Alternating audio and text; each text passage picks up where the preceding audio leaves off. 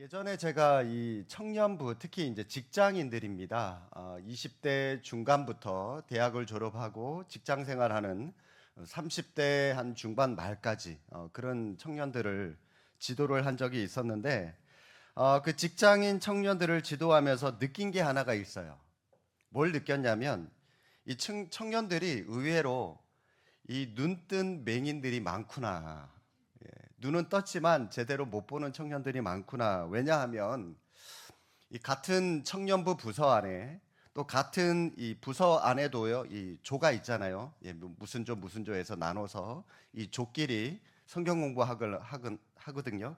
근데 이 같은 조 안에 그렇게 좋은 믿음 좋고 착한 형제도 있고 자매도 있고 그러면 좀 자기들끼리 커플도 좀 이루고 좀 데이트도 하고 그렇게 좀 나가면 진도가 나가면 얼마나 좋겠습니까? 그런데 그 서로가 그걸 발견하지 못하고요. 자꾸 외부에서만 바깥에서만 이 자기 짝을 찾으려고 하는 그런 청년들을 보면서 야, 얘네들 참 이 눈뜬 맹인들이구나. 참 사람들 볼 줄 모르는구나. 그런 것들을 제가 많이 느꼈습니다. 파랑새는 어디에 있다고요? 예, 모르시나요? 파랑새는 가까이 있습니다. 멀리 있는 거 아니에요. 늘 내 옆에 맴돌고 있는 거거든요. 여러분, 지금 내 옆에 또 가까이에 있는 사람보다 더 좋은 형제, 더 좋은 자매 없어요. 설령 있다고 친다 할지라도요, 그 사람이 나를 좋아해 줄 거라고 보장할 수 없지 않습니까? 그렇기 때문에 여러분, 늘 가까운 데서 곁에 있는 사람들 더 많이 우리가 섬겨주고 그런 곳에서 우리가 찾을 필요가 있는데, 그런데 이 청년들을 보니까 그걸 모르고요, 자꾸 외부에서만 엉뚱한 데서만 배우자를 찾고 짝을 찾으려고 하는 모습을 많이 본 적이 있었습니다. 오늘 본문에 보시면 한 사람의 맹인이 등장합니다. 사실 이 사람을 통해서 주님께서 우리에게 말씀하고자 하시는 것은 두 부류의 맹인이 있다는 것을 말씀해 주고 있는 겁니다. 자, 두 부류의 맹인. 어떤 부류 있을까요? 한 부류는 실제로 오늘 본문에 나오는 이 맹인처럼 진짜 앞을 보지 못하는 맹인이 있고요. 또 다른 한 부류는 제가 조금 전에 말씀드린 청년들처럼 눈은 떴지만 눈만 떴지 제대로 보지 못하는 눈뜬 맹인들도 있다는 겁니다. 사실 오늘 본문의 메시지는 그런 눈뜬 맹인들을 향하여 주님께서 말씀하신 것인데, 오늘 본문을 보시면 눈뜬 맹인들도요, 이 두 부류의 사람들이 보입니다.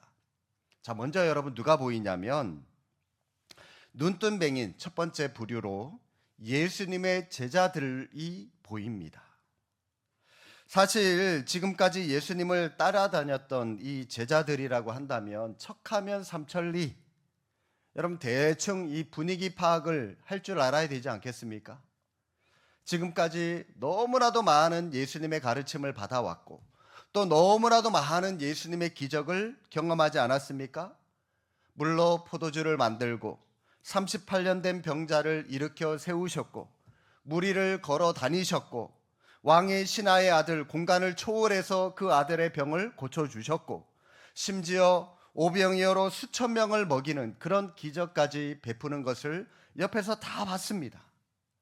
자, 그렇다고 한다면 이제 이 제자들, 이 맹인을 보면서 예수님께서 어떻게 하실지, 어떤 사역을 하실지, 무슨 생각을 하실지 어느 정도 감을 잡고 있어야 하는 겁니다.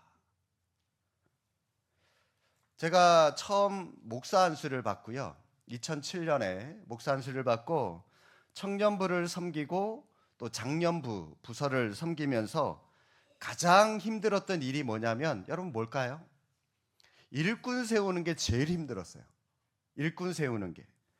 순장이죠. 우리 교회로 치면 옛날에는 이제 구역장들, 이런 분들, 우리 장년들을 세울 때, 그리고 우리 청년들 같은 경우에는 조장들 세울 때, 그 한 조를 이루면 우리 구역장님이 그 구역을 인도하면서 말씀을 가르치는 것처럼 이 청년들도요, 이 조장들, 리더들을 데리고 와요. 그러면 이제 제가 그 리더들에게 말씀을 가르치면 얘네들이 또 자기들 또래, 또 자기 조원들한테 들어가서 또 배운 말씀을 그대로 이 리더들이 가르쳐요.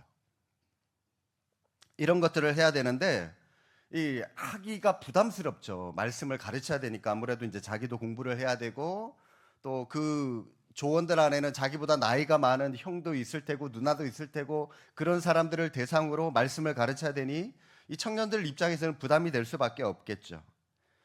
아무것도 모르고 막 사역을 시작했던 이 초창기 때는 그냥 뭐 대책 없어요. 이 사람 저 사람 찾아가서 아무개 집사님, 아무개 권사님 구역장 좀 해주십시오.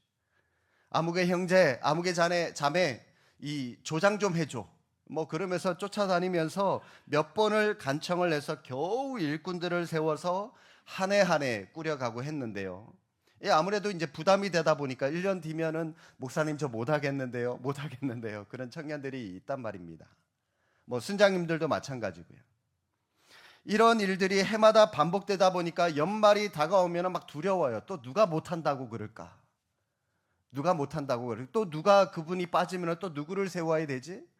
그런 부담감이 엄청 많았습니다. 그래서 이 선배 목사님들은 어떻게 하냐 조언을 많이 구하고요. 또 제 나름대로 그 사람들을 세우는 그런 책들을 구입해서 읽어가면서 저만의 방식을 하나 만들었는데 그게 뭐냐면 일단 제자 훈련을 수료한 사람들 중에서 명단을 쫙 뽑습니다. 순장할 사람들 그리고 우리 청년들은 조장할 사람들 명단을 쫙 뽑아서 그래 딱 2번만 그 사람들에게 한번 물어보자. 아무개 형제, 아무개 자매 내년에 조장으로 한번 섬겨줘 하고 이제 부탁을 합니다. 그러면 한 10명 중에 절반가량은 바빠서 할 수 없는데요. 뭐 때문에 못 하겠는데요. 또 그렇게 얘기를 합니다. 그러면 내가 일주일 정도 시간 줄 테니까 일주일 동안 고민해 보고 다시 한번 물을 때 그때 확답을 달라고 또 그렇게 또 얘기를 합니다. 그리고 나서 일주일 시간을 주고 나서 묻습니다. 조장으로 섬겨줘. 한번 고민해 봤어? 조장으로 섬겨줘. 그래도 할 수 없습니다. 얘기하면요. 제가 그때부터 단호하게 알겠어 하고요. 그 뒤로 묻지 않습니다. 딱 2번 물어봤죠, 다. 그렇게 해서 조장직을 수락한 사람들이 많으면 많은 대로, 적으면 적은 대로 조장 수에 맞춰서 이 조수를 부서를 숫자를 맞춰서 그렇게 청년부 부서를 운영을 했었습니다. 작년 교구도 마찬가지입니다. 이런 방식으로 순장들을 먼저 세워놓고 순장 수에 맞게 그러니까 뭐 사람들이 많으면은 많은 때는 뭐 조가 25개도 됐다가 안 될 때는 뭐 20개도 안 될 때도 있고 왔다 갔다 유동적이죠. 그럴 수밖에 없죠. 이 조장이 일단은 중요하기 때문에 그렇게 해서 순모임과 이런 조 모임들을 편성을 했었는데 이런 이야기가 소문이 난 후에 저한테 어떤 요청을 받거나 어떤 질문을 받으면 이 청년들이나 우리 어른들이 긴장을 합니다. 그래도 이 주목사가 나름대로 심사숙고해서 조장해달라고 리더해달라고 얘기를 했을 텐데 하고 싶은 마음은 있지만 또 어떤 개인적인 상황 때문에 뭐 선뜻 대답하지도 못하고 또 상황 때문에 하지도 못하고 그러다가 2번 다 거절하면요 제가 좀 냉정하거든요. 그 다음부터는요 제가 거절당한 그 사람에게 웬만하면 뭐 부탁을 안 해요. 뭐 일을 안 시킵니다. 왜냐하면 또 얘기했다가 거절받으면 어떡하나. 트라우마가 굉장히 저는 세거든요. 그런 것들 때문에 웬만하면 잘 부탁을 하지 않기 때문에 이처럼 냉정하게 돌아서는 저의 이런 스타일을 알기 때문에 이 청년들이 함부로 쉽게 대답을 내뱉지를 못해요.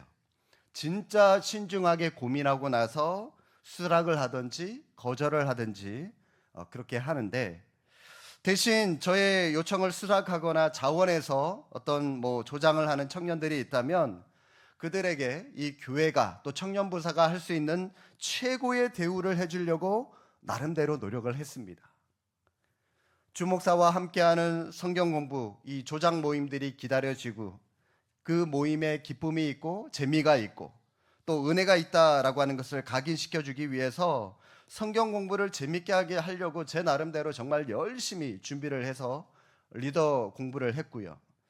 또 조장들은 1년에 한두 번씩 강릉이나 속초나 서해안이나 이런 데 데리고 다니면서 같이 캠프도 하고 바람도 씌워주고 맛있는 것도 많이 사주고 그랬습니다.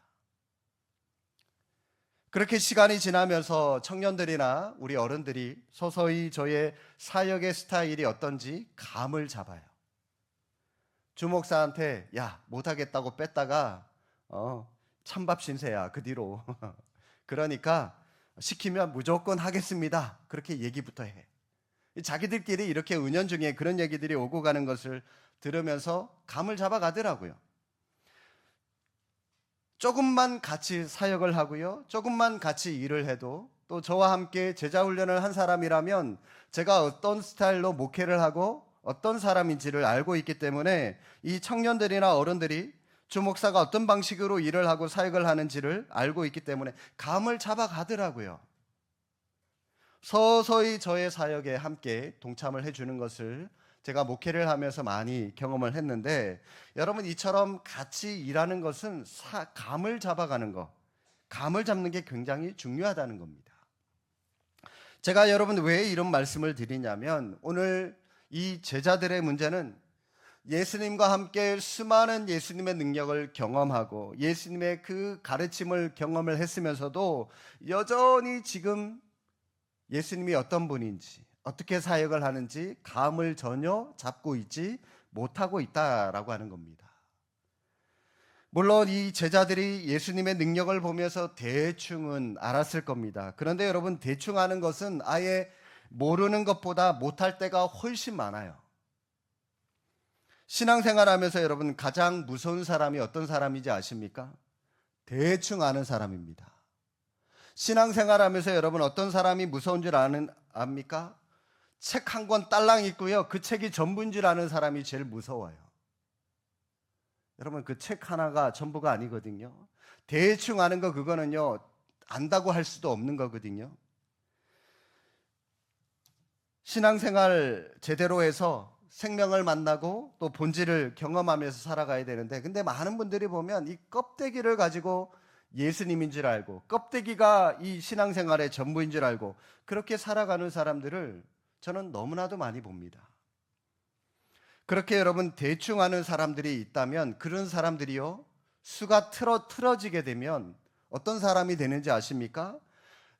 더 그 사람들이 앞장서서 기독교를 맹비난하고 공격하는, 또 악성 댓글 다는 일에 제일 먼저 선두에 서는 사람들이, 그처럼 이 신앙을, 성경을 대충 아는 사람들이 그런 일에 훨씬 많이 앞장서게 되더라고요. 여러분 대충 알면 큰일 납니다. 그러니까 여러분 오히려 이 아예 모르는 것보다 못할 때가 훨씬 많은데, 여러분 이 제자들의 모습도 지금 그렇다는 겁니다.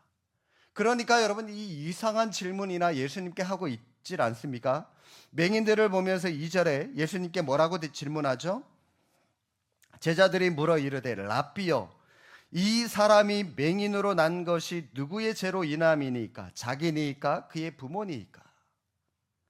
주님, 저 사람이 태어날 때부터 맹인이 되었는데 저 사람이 맹인된 이유가 무엇 때문에 그렇습니까? 저 사람의 죄 때문에 그렇습니까? 부모의 죄 때문에 저런 겁니까? 지금 묻고 있는데, 아니 여러분, 이 부모의 죄면 어떻고 저 사람의 죄면 어떻습니까? 그게 무슨 상관이 있고 무슨 중요한 문제라고 예수님께 그런 질문을 하고 있냐 말입니다. 여러분 이게 뭘 의미하냐면 이 제자들이 아직까지도 감을 잡고 있지 못하고 있다는 겁니다. 이런 제자들과 3년이나 함께 사역을 했으니 예수님이 얼마나 답답하셨겠습니까? 이처럼 상황을 제대로 파악하지 못하는 이 제자들이 바로 눈뜬 맹인들이었다라고 하는 것입니다. 그런데 여러분 이 제자들이 눈을 뜨게 된 사건이 있었습니다. 언제 눈을 뜨게 되었을까요? 사도행전 2장에 와서 성령을 받고 성령 세례를 받고 그들의 눈이 뜨여졌습니다. 영적인 눈이 뜨여졌습니다.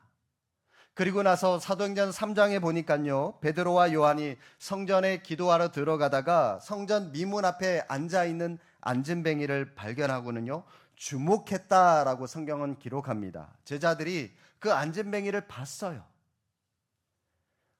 보고 나서 어떡합니까? 아마 예전 같았으면 이 베드로와 요한이 자기들끼리 이런 말을 했을 거예요. 이봐 베드로, 저 안진뱅이가 저렇게 걷지도 못하고 앉아 있는데 저게 누구 때문일까? 저 사람의 부모 때문에 저 사람이 안진뱅이라고 하는 저런 병을 얻은 것일까? 저 사람의 죄 때문일까? 그러면서 올라갔을 텐데, 그런데 여러분, 이제는 이 제자들이 달라졌습니다. 베드로와 요한이 그 안진뱅이를 바라보면서 뭐라고 얘기를 하죠? 여러분, 그 사도행전 3장 10절에 보면은 그에게 다가가서 말합니다. 우리를 봐라. 우리를 봐라. 은과 금은 내게 없거니와 내가 있는 것으로 내게 주노니 곧 나사렛 예수 그리스도의 이름으로 일어나 걸어라. 걸어가라고 하는 그러한 담대한 믿음을 그에게 안겨주더라는 것이죠. 변했습니다. 예수님의 제자들 마음 가운데 자신들의 마음이 아니라 예수님의 마음을 갖게 되었다는 것입니다. 여러분, 이게 어떻게 가능하게 되었다고요? 성령의 역사로 그들이 바뀌게 되었다는 것입니다. 성령을 받고 나서 그들은 변화되었습니다. 어두웠던 눈이 밝게 되었고요. 보이지 않았던 그리스도의 능력이 진짜 보이게 되었던 것입니다. 그러니 그 안진뱅이에게 예수님의 능력을 전해 주었던 것입니다. 성도 여러분, 성령의 능력을 사모하는 여러분들 모두가 되실 수 있기를 바랍니다. 성령의 능력이 임해야만 어두웠던 우리의 눈이 밝아질 수 있기 때문입니다. 우리는 성령에 대해서 많이 알아야 되고요. 성령의 능력을 사모해야 됩니다. 왜냐하면 교회의 역사는 성령의 역사이기 때문입니다. 사도행전에 나오는 이 제자들을 보십시오. 더 이상 복음서에 나오는 멍청했던 제자들의 모습을 볼 수가 없습니다. 이 제자들은 담대한 제자들로 바뀌었습니다. 성령의 능력을 받고 변화되어지고 눈이 밝아진 능력의 제자들로 변했습니다. 어떻게 이것이 가능했다고요? 성령의 임재를 경험했기 때문에.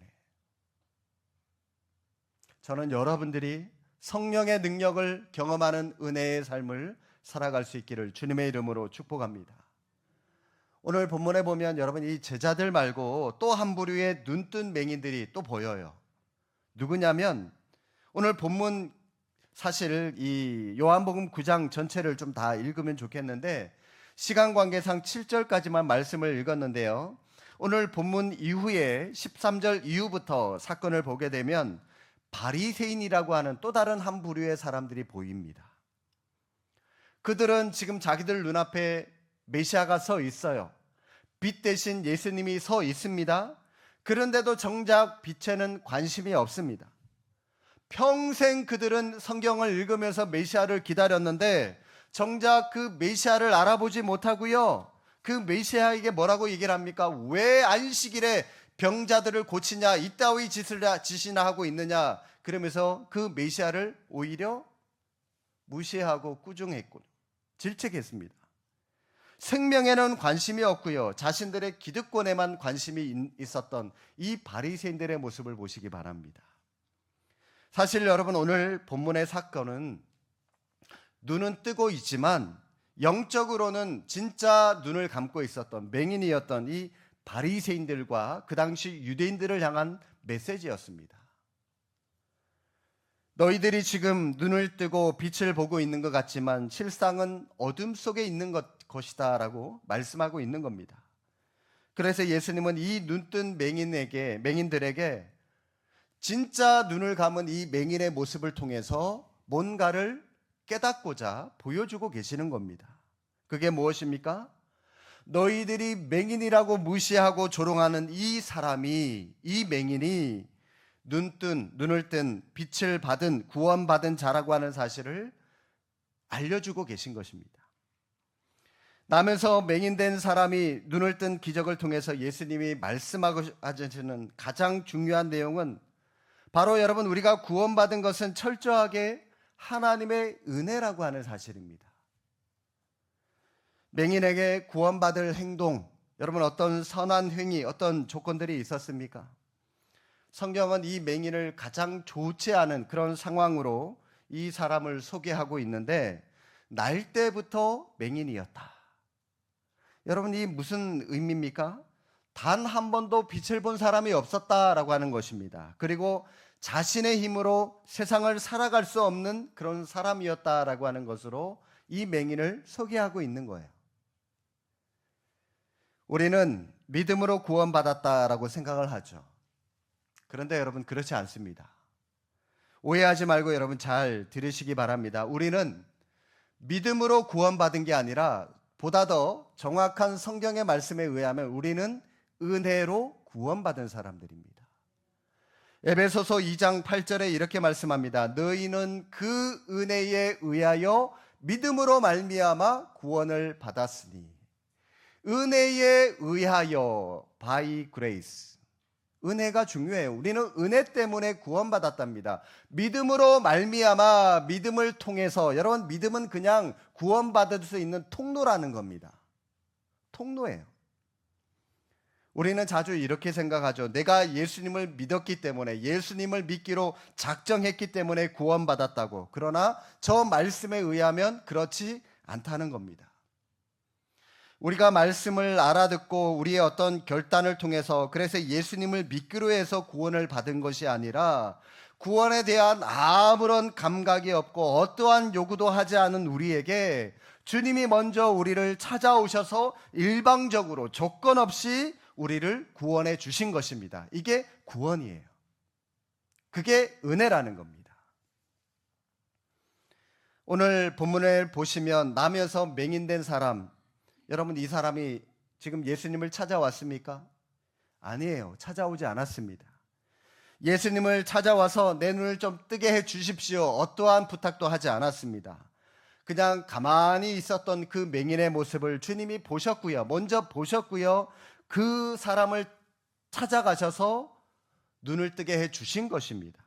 이것이 바로 구원이고, 이 구원은 모두 하나님으로부터 나왔다라고 하는 것입니다. 그러면 믿음이 뭐냐? 여러분, 믿음이 뭐라고요? 믿음은 이 구원받는 하나님의 은혜를 아는 통로라고 말씀을 드렸습니다. 구원받았다는 사실을 깨닫는 것이 믿음입니다. 여러분 예수님이 우리의 구원자라고 하는 것 언제 아셨습니까? 예수님을 믿고 알았을 겁니다. 그게 여러분 모태신앙이든 아니면 중고등학생 때부터 믿었던, 아니면 엊그제부터 예수님을 믿었던 간에 예수님을 믿고 알았을 겁니다. 그러나 저와 여러분이 그분을 알지 못했을 때도 우리 주님은 여전히 우리의 구원자였다라고 하는 사실입니다. 구원이란 나면서 맹인된 사람이 눈을 뜨게 된 것처럼 우리는 아무것도 한 것이 없는데 어느 날 우리가 눈을 뜨게 되었다라고 하는 사실을 깨닫는 것, 이것이 구원이고 은혜라고 하는 것입니다. 그리고 예수님은 행동으로 그 유대인들에게, 또 바리새인들에게 메시지 하나를 선포하기를 시작하시는데, 자, 어떤 행동을 하셨냐? 6절 말씀입니다. 이 말씀을 하시고 땅에 침을 뱉어 진흙을 이겨 그의 눈에 바르시고. 자, 여러분, 지금 예수님이 왜 이런 행동을 하시는지 이해가 되십니까? 머리로 여러분 이 6절의 상황을 그림을 한번 그려 보시기 바랍니다. 마른 땅이 있어요. 자, 땅에 예수님께서 침을 뱉었어요. 더럽죠? 침을 뱉었습니다. 그리고 그 침과 그 침에 묻어 있는 흙을 예수님께서 들어가지고 이제 이렇게 뭉치죠. 진흙을 이깁니다. 좀 더럽지만 어쩔 수 없어요. 예수님께서 한 행동이기 때문에. 자, 여러분, 예수님께서 지금 왜 저런 행동을 하고 계실까요? 능력이 없으셔가지고 무슨 고약 같은 그런 약을 지금 만들고 계신 겁니까? 진흙을 이겨가지고? 그냥 예수님은 그 맹인을 향해서 눈 떠! 그 한마디 하면 눈 번쩍 뜰 텐데, 예수님께서 왜 굳이 이런 진흙을 이겨가지고 그 사람 눈에 발라가지고 또 더듬더듬 실로암에 가서 씻어라, 굳이 그런 어떤 이 퍼포먼스를 알려주고 계신 것일까요? 왜 저렇게 하실까요? 많은 그 강해 주석가들과 설교가들이 예수님의 이 행동에 대해서 예수 그리스도 자신이 비천한 모습으로 오신 것을 암시한다라고 그렇게 설명하고 있습니다. 자, 무슨 말이냐면 지금 이 침에 이겨진 그 진흙의 모습이, 진흙이 바로 예수님 자신의 모습이라는 겁니다. 여러분, 예수님께서 왜 이 진흙을 지금 만들고 계신 거죠? 누구 때문에? 맹인의 눈을 발라서 맹인의 눈을 뜨게 해 주시기 위해서. 그러면 예수님께서 하나님의 그 하늘의 영광을 버리고 왜 이 땅 가운데 육신의 옷을 입고 인간의 몸으로 이 땅 가운데 오셨습니까? 누구를 위해서? 죄인인 우리를 구원하시기 위해서 예수님께서 인간의 몸을 입고 이 땅 가운데 오셨습니다. 우리 예수님 이 땅에 오셔서 가장 천한 모습으로 사시다가 가장 치욕적인 십자가에서 못 박혀 돌아가셨습니다. 우리 예수님 이 땅에서 이 땅의 모든 죄를 짊어지신 죄인이셨습니다. 가장 더럽게 느껴지는 침에 이겨진 진흙처럼 우리 예수님도 그렇게 우리를 위하여 이 땅 가운데 사시다가 십자가에서 돌아가셨습니다. 왜 그렇게 하셨다고요? 우리의 죄를 위해서, 우리의 영적으로 닫혀있는 이 눈을 뜨게 해 주시기 위해서 예수님께서 그렇게 하셨다는 겁니다. 자, 여러분, 예수님 진흙을 이겨서 여러분 어떻게 하셨습니까? 그 진흙을 맹인의 눈에 발랐습니다. 그리고 그에게 실로암에 가서 씻으라고 말씀합니다. 여러분, 이 장면도 한번 상상을 해보십시오. 맹인은요, 그냥 이렇게 눈 감고 가만히 이렇게 더듬더듬 그리면서 돌아다니기만 해도 그냥 맹인인 거 사람들이 다 알아요. 그런데 사람들이 다 쳐다보고 있는 그 길 한복판에, 예루살렘 그 한복판에 굳이 그 맹인 눈 위에다가 진흙까지 더 덧붙여가지고 걸어가라고 말씀하고 있어요. 지금 뭐 하자는 거죠? 지금 이 맹인은요, 자기를 바라보고 있는 유대인들에게 시위하고 있는 겁니다. 그런데 여러분, 그 시위를 누가 시켰다고요? 예수님이 시키신 겁니다. 예수님이 그 맹인에게 시키신 시위의 내용이 뭐냐면, 빛으로 오신 예수님을 알아보지 못하는, 메시아가 되신 예수님을 알아보지 못하는 눈뜬 그 맹인들, 영적으로 눈이 감겨져 있는 그 유대인들과 바리새인들을 향해서 너희들이 지금 맹인의 눈에 바른 진흙을 가지고 비웃고 있느냐? 웃지 마. 사실은 너희들이 진짜 맹인이야 라고 하는 사실을 지금 역설적으로 이 맹인의 모습을 통해서 그들에게 보여주고자 이런 행동을 하고 계신 겁니다. 지금 맹인은 실로암으로 가고 있어요. 왜요? 자기가 맹인이라고 하는 사실을 알고 있기 때문에. 그런데 이 바리새인과 유대인들은 가지 않고 있습니다. 왜요? 자신들이 영적인 맹인이라고 하는 사실을 알지 못하고 있기 때문입니다. 모르니까. 예수님에게로 올 수 있는 것은 내가 죄인입니다. 자신이 죄인임을, 자신이 연약한 자임을 알고 있는 사람만이 예수님을 찾을 수 있고 예수님께 다가갈 수 있는 것입니다. 아무리 교회를 열심히 나오고 교회 일을 섬기며 봉사를 한다 할지라도 내가 죄인입니다 라고 하는 사실을 깨닫지 못한다면 그 사람은 예수님을 알아보지 못합니다. 죄인임을 인정하시기 바랍니다. 인정하셔야만 예수님께로 갈 수 있고 실로암의 은혜를 경험할 수 있는 것입니다.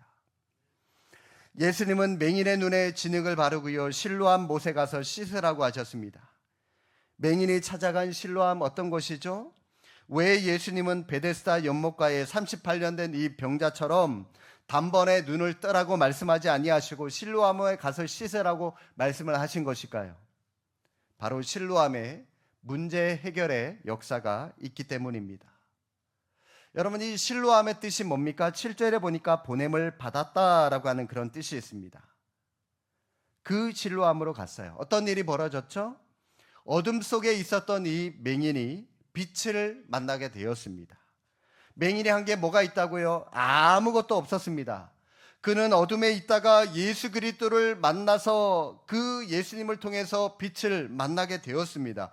구원은 이처럼 우리의 행위나 우리의 믿음에 의해서가 아니라 예수님의 은혜로 주어지는 것이다 라고 하는 사실을 알려주고 있는 겁니다. 사랑하는 성도 여러분, 여러분에게 있어서 실로암 어딥니까? 절망 가운데 있는 우리에게 실로암 어떤 곳이죠? 바로 성령의 역사가 있고 하나님의 음성이 계시되는 하나님의 교회, 예수 그리스도, 그분이 우리의 실로암이어야 하는 것입니다. 하나님은 우리가 예배할 때 하나님을 만나서 상하고 지친 심령의 문제를 해결을 기대하고 나오기를 원하십니다. 우리가 주님 앞에 나올 때 여러분 좀 폼 잡고 나오지 마시기를 바랍니다. 이 눈에 침에 익인 이 진흙을 바르고 나오시기를 바랍니다. 있는 모습 그대로 하나님, 내 눈이 멀었습니다. 나는 절망하고 있습니다. 라고 하는 있는 모습 그대로 주님 앞에 고백하면서 여러분 자신의 죄인된 모습을 그대로 주님 앞에 고백하는 은혜가 있기를 바랍니다. 그래서 다시금 우리를 찾아와서 위로해 주시는 그 주님의 능력으로 영적인 눈이 활짝 뜨여져서 하나님의 은혜를 덧입고 그 은혜 가운데 평생 동안 살아가는 믿음의 성도의 삶을 살아가시기를 주님의 이름으로 축복합니다. 기도하겠습니다.